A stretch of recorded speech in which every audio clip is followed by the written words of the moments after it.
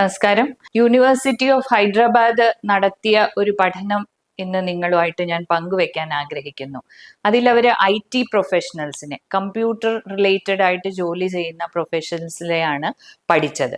അപ്പോൾ അതിൽ അവർക്ക് മനസ്സിലാക്കാൻ സാധിച്ചത്, ഇപ്പൊ നമുക്കറിയാം MASLD, അതായത് അമിതഭാരം അല്ലെ ഡയബറ്റീസ്, ഇതിനോടൊക്കെ അനുബന്ധിച്ചിട്ടുള്ള ലിവർ ഡിസീസ്, കരൾ രോഗം വളരെ കൂടുതലാണ്.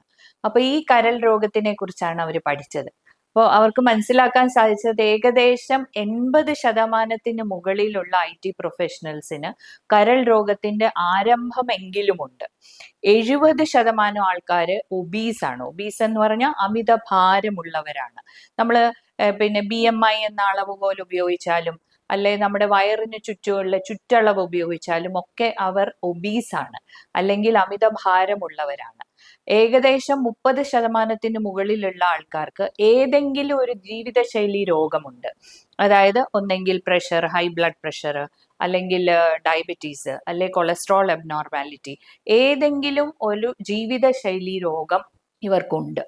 ഈ പഠനം വളരെ പാത്ത് ബ്രേക്കിംഗ് ആണ്, അതായത് നമ്മുടെ കണ്ണ് തുറപ്പിക്കുന്ന ഒരു പഠനം തന്നെയാണ്.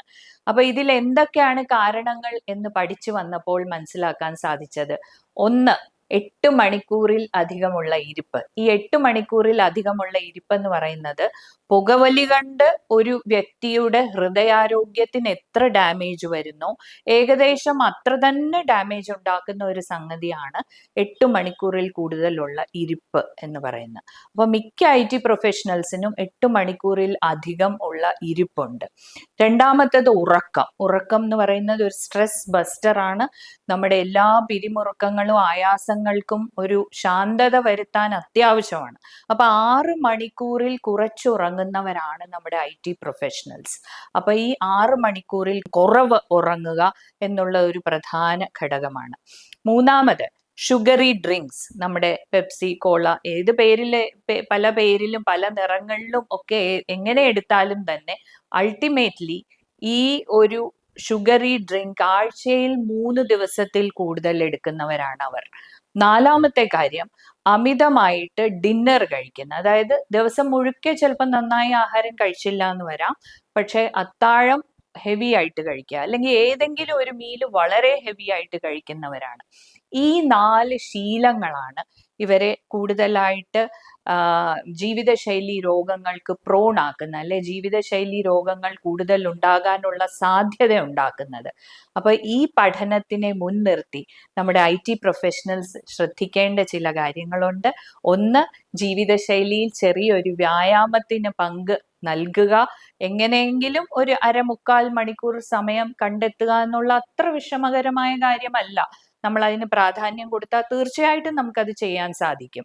അപ്പോൾ അതുപോലെ ഇരിപ്പ്, ഈ കണ്ടിന്യൂസ് ആയിട്ടുള്ള ഇരിപ്പ് ഒരു ഇടയ്ക്കിടയ്ക്ക് ഒരു ബ്രേക്ക് കൊടുക്കുക.